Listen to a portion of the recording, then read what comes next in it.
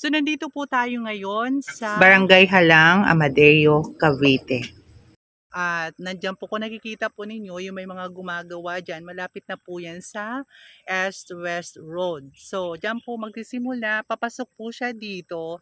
Tapos ang available po dito po ito pong cuts na to. Bali, ang per square meter po dito is 9,000. Pero spot cash ka po, ang gagawin po natin, mayroon po tayong less na 500. So, magiging 8,500 na po siya. Upon DP po ng 50%. Take note po, 50% po ang DP na kailangan para po makakuha po tayo ng less na 200. Pag 30% po, wala po tayong less. Bali, simula po dito, parang ito po kasi yung corner or papasok po dito, 9,000 po per square meter. Pag spot cash, sabi ko nga po kanina, is magiging 8,500 na lang po per square meter. And then 50% upon DP, may less ka pa rin po na 200. O saan pa po kayo makakakuha ng ganyan? Dito lang po sa Barangay Halang, Amadeo, Cavite. Maganda po dito, ito po ay residential and commercial lot. So, nasa sa inyo na po yan kung paano po ninyo papagandahin ang inyong residential and commercial lot para po maging maganda po. Huwag na po kayo magatubiling. Kumuha na po dito. Marami pa pong available. At the same time po, ang pinakamaganda po, dito po sa may corner po natin, dito po sa paliko, ang square meter na lang po niya sa corner. Kung makikita po nyo, ito po dito is 8,000 na lang po. So, saan po kayo makakuha niyan? Habang papaliko po tayo, mas lalo po siyang nagiging mura. So, ito po dito, ito pong bandang to, ito po yung corner na sinasabi ko, ito na lang po ay 8,000 per square meter. And then, pagpapunta naman tayo po doon po, banda, sa unahan, ang square per meter po niya is 7,000 na lang po. Di ba? Nagsimula po tayo sa 9,000, pumunta tayo sa 8,000, ngayon bumaba po tayo ng 7,000. Upon spot cash po, meron din po siyang 500 less. And then, 50% upon DP, meron din po tayong less na 200. So, saan po kayo makakakuha niyan, mga kababayan ko at mga kaibigan? So, dito na lang po tayo pumunta. Dito po sa Barangay Halang, Amadeo, Cavite. malapit lang po ito sa East-West. Ito po ay residential and commercial lot. So, tayo na lang po ang magpapaganda pero hindi po kasama ang mga baka. Meron na po siyang mga muhon. Kung makikita po ninyo, ayan po.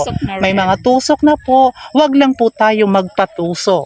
Kasi pag natusok tayo sa mga maling tao, ay nako, ngangak po kayo. Kaya kinakailangan sa mabuti at marangal. So, dito po, ito na po ang 7,000. So, yun, paulit-ulit na lang tayo.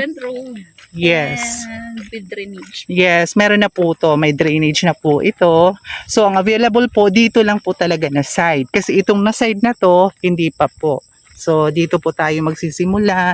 Ito po is 7,000. At saka, doon po sa, sa dulo, maganda po doon kasi may malaking cuts po doon. Pwede po natin gawing resort. O, saan pa po kayo? Kaya, dito na po kayo. Oo. Lahat po kung ano pong gusto nyong gawin dito.